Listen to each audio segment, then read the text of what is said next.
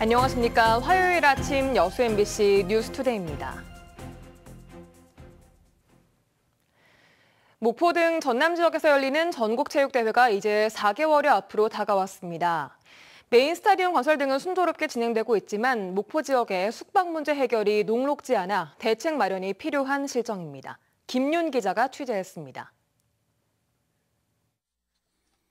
목포 대양산단 진입로 일대에 건설 중인 목포 종합경기장입니다. 16,000여 명을 수용할 수 있는 이 경기장의 현재 공정률은 92%, 앞으로 2개월 뒤인 7월쯤 완공될 전망입니다. 신규 건설 중이거나 리모델링 작업이 진행 중인 다른 경기장도 오는 10월 전국체전을 치르는 데는 차질이 없을 전망입니다. 하지만 문제는 한꺼번에 밀려드는 선수와 임원, 관광객들을 수용할 목포 지역 숙박시설입니다. 목포시가 쓸만하다고 판단한 숙박시설은 신축 중인 5곳을 포함해 185곳에 5,400여실. 선수와 임원 만여 명이 참가할 것으로 예상하고 있어 객실 5,700여 개가 필요할 것으로 보이지만 이미 300여 개가 부족한 실정입니다. 이런 가운데 온도심에 들어선 호텔 라키는 내부 사정으로 아직 문조차 열지 못하고 있습니다. 올해 1월 목포시로부터 사용 승인을 받았지만 호텔 내부는 손님 맞을 준비를 전혀 하지 않고 있습니다. 이 호텔의 객실만 500여 개가 넘고 있어 10월 선수단과 관광객들까지 목포에 몰려들면 숙박 대란이 우려되고 있습니다. 목포 시내 여관과 여인숙까지 동원해야 객실 7,800여 개를 확보할 수 있어 숙박난이 겨우 해결될 전망이지만 선수단과 관광객들의 욕구를 만족시키기에는 역부족일 전망입니다. 전체 수용이 불가능할 경우에 대비해서 인근 서남권 7개 시군의 숙소까지도 파악해서 만반의 준비를 하고 있습니다. 목포 개항 이래 최대 행사가 될 전국체전이 4개월여 앞으로 다가오면서 숙박 문제 해결이 최대의 난제로 떠오르고 있습니다. MBC 뉴스 김윤입니다. 5.18 민주화운동 당시 신군부에 맞서 민주주의를 지켜낸 시민들이 정신적 피해를 인정받았습니다. 광주지법 제13인사부는 5.18 국가폭력 피해자 20명이 국가를 상대로 낸 손해배상 소송에서 정신적 손해에 대해 최대 1억 원까지 배상하라며 원고 일부 승소 판결을 내렸습니다. 이번 소송에는 박금희 열사 유족과 5살 아들을 두고 세상을 떠난 조사천 씨 유족 등이 참여했습니다. LH는 어제 광주와 전남 민간 신축주택 884가구를 매입 약정 방식으로 사들이기로 했습니다. 매입 대상 주택은 광주시와 순천시, 여수시 등 광주와 전남 지역 세대별 주거 면적 85제곱미터 이하 주택으로 접수 기한은 오늘부터 오는 7월 1일까지이며 서류 심사와 매입 심의를 거쳐 매입 여부가 결정됩니다. 민간 신축 매입 약정 사업은 민간 사업자가 건축 예정인 주택에 대해 사전 매입 약정을 체결하고 준공 뒤 LH가 매입해 임대주택으로 공급하는 사업입니다. 전남도교육청이 학교폭력 등으로부터 장애 학생 보호를 위해 경찰과 특수교육 담당자로 구성된 인권지원단을 설치해 운영합니다. 전남 지역의 장애 학생은 9개 특수학교에 1,200여 명, 일반 학교 특수학급과 통합학급에 3,124명이 있는 것으로 파악되고 있습니다. 인권지원단은 22개 시군에 설치돼 있는 장애 학생 보호기구가 활동할 수 있도록 지원하며 피해 장애 학생의 보호를 위해 문제 발생 시 직접 해결에 나서게 됩니다. 기아 타이거즈가 힘겨운 중위권 싸움을 이어가고 있지만 신인 선수들은 당찬 활약으로 팀 내 비중과 존재감을 키우고 있습니다.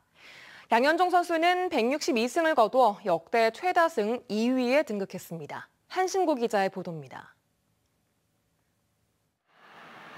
지난주 한화 LG를 상대로 2승 4패로 위닝 시리를 내준 기아 타이거즈.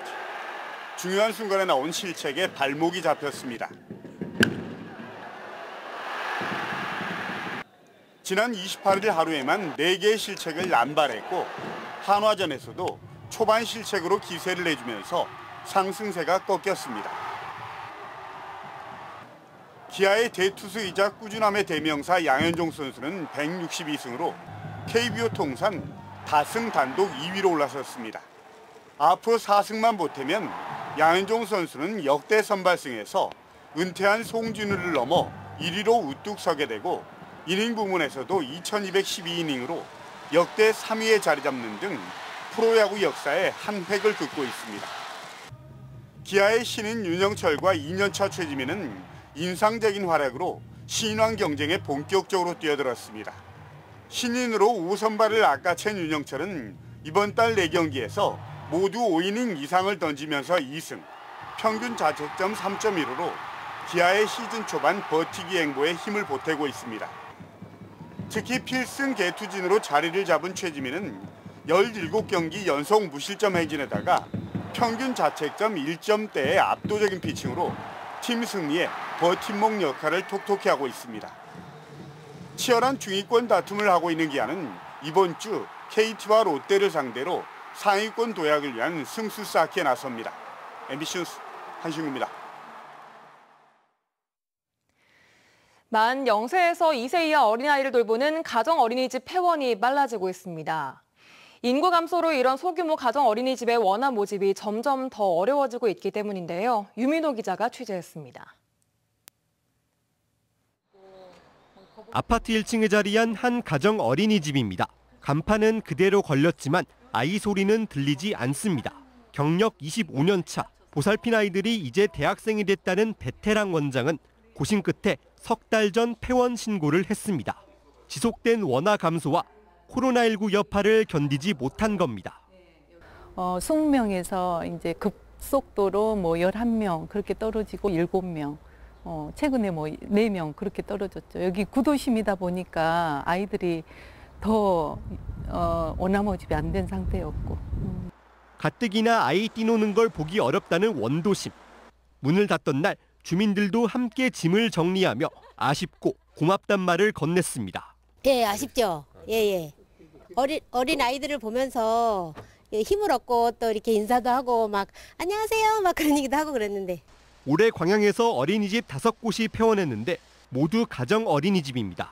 아파트 입주가 한창인 신규 택지지구를 제외하고 농촌과 원도심의 폐원 속도는 더욱 빠릅니다. 중마동의 이 어린이집도 정원을 다 채우지 못한 채 운영을 이어가고 있습니다. 가정 어린이집은 태어나서 만 2세 아이를 돌보는 보육의 최전선입니다. 규모가 작다 보니 원화수 감소가 직격탄이 됐습니다. 전남 지역 어린이집은 지난 2018년 1,205곳이었는데 지난해 말 1,000곳 아래로 떨어졌습니다. 국공립은 늘었지만 가정 어린이집을 포함한 민간 보육시설은 31.4%나 줄었습니다. 같은 기간 전남에서 어린이집이 없는 읍면동은 86곳에서 97곳으로 늘면서 보육 사각지대는 갈수록 넓어지고 있습니다. 가정 어린이집은 영아 부모님들께서 제일 가깝게 위치해 있기 때문에 가정과 같은 또 이렇게 분위기에서 아이들이 안정적으로 생활할 수 있는 영유아 보육의 산실로 한때 집 주변에서 흔히 찾을 수 있었던 가정 어린이집이 모습을 감추면서 이를 막기 위한 제도적 지원과 보완 대책이 필요해 보입니다. MBC 뉴스 유민호입니다. 남해안 도서 지역 주민들은 아직도 택배 배송에 큰 불편을 느끼고 있는데요. 여수시가 섬 주민들의 빠르고 편리한 택배 배송을 돕기 위해 드론을 활용한 사업을 시범 추진하고 있습니다. 김주희 기자가 보도합니다. 여수 신북항입니다. 18kg 중량의 중형 드론이 긴급 의약품이 담긴 택배를 싣고 창공으로 이륙합니다. 이 드론은 실시간 위치와 현장 영상을 관제센터로 전송하며 18km 떨어진 섬 궤도로 안전하게 긴급 의약품 택배를 배송합니다. 여수시는 현재 물류 배송 취약지인 도서 지역의 주민들의 삶의 질 향상을 위해 순환형 드론 배송 서비스를 구축하고 있습니다. 여수 돌산 진모지구 드론 지원센터를 거점으로 개도, 금오도, 송도 등 4곳의 물류 거점을 구축할 계획입니다. 지금은 택배 해상 배송 거리가 30km이고 적재 중량은 8kg 수준입니다. 앞으로 고도화를 통해 배송 거리와 적재 중량도 대폭 늘릴 계획입니다. 3년 내로 최대 거리 90km, 최대 중량 150km까지 생각을 하고 있습니다. 만약 이 기술이 실현된다면 여수에서 가장 먼 섬인 거문도까지 저희가 안전하게 드론으로 택배 배송이 가능한 시대가 올 거라고 확신합니다. 시는 이번 사업이 내년부터 상용화되면 드론 모빌리티 영역의 새로운 성장 동력을 확보하는 중요한 계기가 될 수 있을 것으로 전망하고 있습니다. 시는 앞으로 드론 특별 자유화구역 지정과 함께 도심 교통, 항공, 항로 개발 등 드론 산업의 기반과 생태계를 조성할 방침입니다. 1차적으로 드론 자유화 구역이 선정이 되게 되면은 그를 계기로 해가지고 그 관광 분야에서부터 드론을 활용해가지고 관광 투어리즘을 시작하려고 하고 있고요. 또 사람이 탈 수 있는 드론 도심교통, 항공 드론을 활용해서 우리가 가고자 하는 목적지를 갈 수 있도록 준비하고 있습니다. 남해안 365개 섬을 품고 있는 여수시. 육지와 섬을 공간적 제약 없이 연결하는 드론 택배가 드론 모빌리티 선도 도시로 발돋움할 수 있는 새로운 시작점으로 기대감을 키우고 있습니다. MBC 뉴스 김주입니다. 2023 순천만 정원박람회를 찾은 관람객이 목표치의 절반인 400만 명을 돌파했습니다. 순천시는 2023 순천만 국제 정원박람회를 방문한 관람객이 지난 4월 1일 첫 개장 이후 58일 만인 그제 마감 기준 405만 3,420명으로 목표치의 절반인 400만 명을 돌파했다고 밝혔습니다. 순천만 국제 정원박람회는 지난 4월 1일 개장 이후 12일 만에 100만 관람객 달성에 이어 23일 만에 200만 명을 돌파했으며 40일 만에 300만 명을 넘어섰습니다. 대한민국 정원산업박람회가 다음 달 2일 정원박람회장 옆 순천만 가든마켓에서 막을 올립니다. 2023 대한민국 정원산업박람회는 정원, 대한민국의 미래를 꿈꾸다란 주제로 다음 달 2일 오천 그린광장에서 개막식을 시작으로 공식 축하 공연과 가든 패션쇼, 정원산업전 등 다양한 행사와 함께 오는 7일까지 개최될 예정입니다. 순천시는 이번 정원산업박람회가 고부가가치 정원산업 모델을 제시하고 정원문화 확산과 정원산업의 지속가능한 성장을 위한 촉매제가 될 수 있을 것으로 기대하고 있습니다. 한화 에어로스페이스의 순천 율촌산단 내 우주발사체 단조립장이 연내에 착공할 수 있을 것으로 예상되고 있습니다. 순천시는 누리호 3차 발사에 체계 종합기업으로 참여한 한화 에어로스페이스와 다음 달 투자 협약을 맺고 올해 안에 단조립장 건립공사에 착수하는 방안을 구체적으로 추진할 계획입니다. 순천시는 2017년 발사 예정인 누리호 6호기부터 율촌산단 단조립장에서 발사체의 조립과 시험평가 작업이 진행될 예정이라고 덧붙였습니다. 여수시가 해양공원 일원의 호객행위를 근절하기 위해 CCTV를 설치 운영합니다. 여수시는 낭만포차 등 해양공원 일대 음식업소들의 과도한 호객행위로 인한 시민과 관광객들의 민원이 잇따르고 있어 공정 경쟁을 유도하기 위해 음식업소 단속용 고정식 CCTV 석 대를 설치 운영하기로 했습니다. 시는 정밀 모니터링을 통해 호객행위가 확인된 음식업소 업주 등에 대해 강력한 행정처분 조치를 할 방침입니다. 광양시가 태인동 명당공원 앞 해상 일원에 윈드서핑을 즐길 수 있는 시설 조성을 추진합니다.